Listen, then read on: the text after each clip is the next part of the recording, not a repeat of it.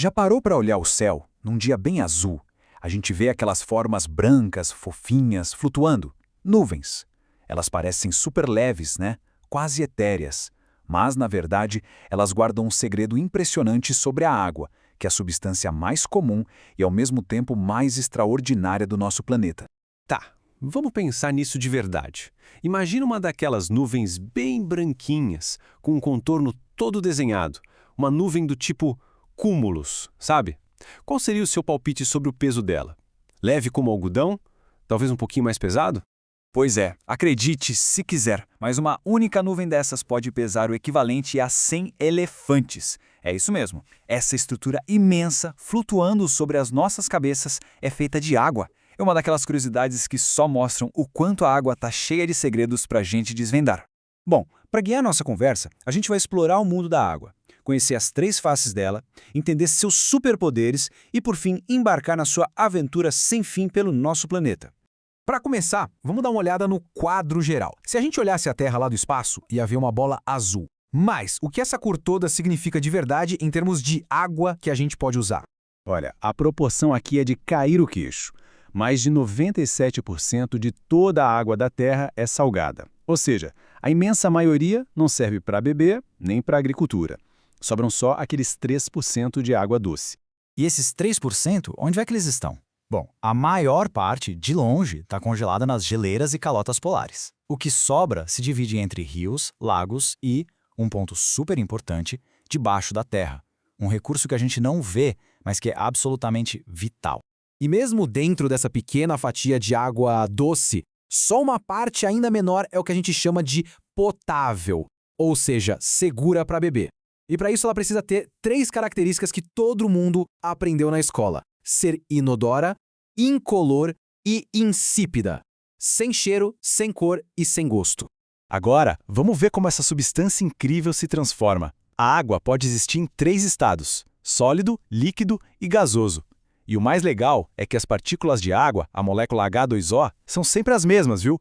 O que muda é só o jeito que elas se organizam e a energia que elas têm. No estado sólido, tipo no gelo, as partículas estão bem juntinhas, super organizadas, vibrando com pouca energia. É por isso que um cubo de gelo tem aquela forma rígida, bem definida. Já no estado líquido, as partículas ganham mais energia. Elas começam a deslizar umas sobre as outras, sabe? É isso que permite que a água flua e pegue a forma de qualquer recipiente, seja um copo ou o leito de um rio. E quando a energia é ainda maior, aí as partículas se separam de vez. No estado gasoso, o vapor de água se espalha e ocupa todo o espaço que tiver disponível. E é por isso que a gente nem consegue ver o vapor. Mas não é só mudar de forma, não. A água tem umas propriedades que são únicas e que a tornam essencial para a vida. Vamos chamar de superpoderes da água. O primeiro é o empuxo. Já percebeu como a gente se sente mais leve dentro de uma piscina ou no mar? Essa é a força do empuxo em ação, empurrando tudo para cima. É esse superpoder que faz navios gigantescos de milhares de toneladas flutuarem por aí. Outro superpoder é a dissolução. A água é conhecida como o solvente universal. Sabe por quê? Porque ela consegue dissolver mais coisas do que qualquer outro líquido. Essa capacidade é vital. É assim que o nosso sangue, que é basicamente água, transporta nutrientes para todo o corpo. Mas ela tem seus limites.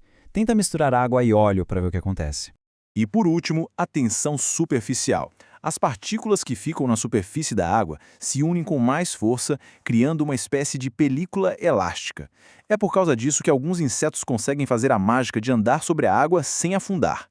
Certo. Agora, vamos conectar tudo isso. Porque esses estados e propriedades não acontecem isoladamente, não.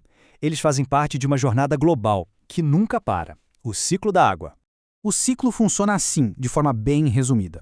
O Sol esquenta a água de oceanos e rios e ela evapora. Sobe para a atmosfera. Lá em cima, ela esfria e se condensa, formando as nuvens.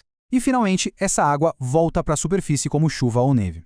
Uma parte dessa água, então, se infiltra no solo e o processo todo recomeça. Essa parte da infiltração é fundamental, porque é ela que abastece os aquíferos. É bom pensar neles não como rios debaixo da terra, tá? Mas como esponjas gigantes de rocha e areia que guardam uma quantidade absurda de água doce, essencial para a gente e para os ecossistemas. E por falar em movimento, tem um fenômeno na atmosfera que é simplesmente espetacular. São cursos de água invisíveis em forma de vapor que chegam a transportar mais água do que o rio Amazonas. Eles são conhecidos como rios voadores. A viagem desses rios começa com a evaporação, lá no Oceano Atlântico, essa umidade toda é levada pelos ventos para cima da Amazônia. Lá a floresta contribui com ainda mais vapor. E essa massa de ar gigante viaja pelo continente, distribuindo chuvas por regiões enormes do Brasil e de outros países da América do Sul.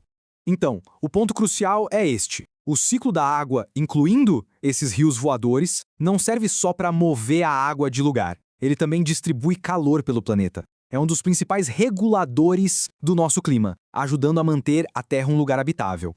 Isso tudo nos leva a uma reflexão final. A água que está num copo hoje pode ter estado numa geleira há milhares de anos ou numa nuvem sobre o oceano na semana passada. Se cada gota está conectada nessa jornada que não tem fim, qual é a nossa responsabilidade para garantir que esse ciclo continue puro e saudável para todo mundo?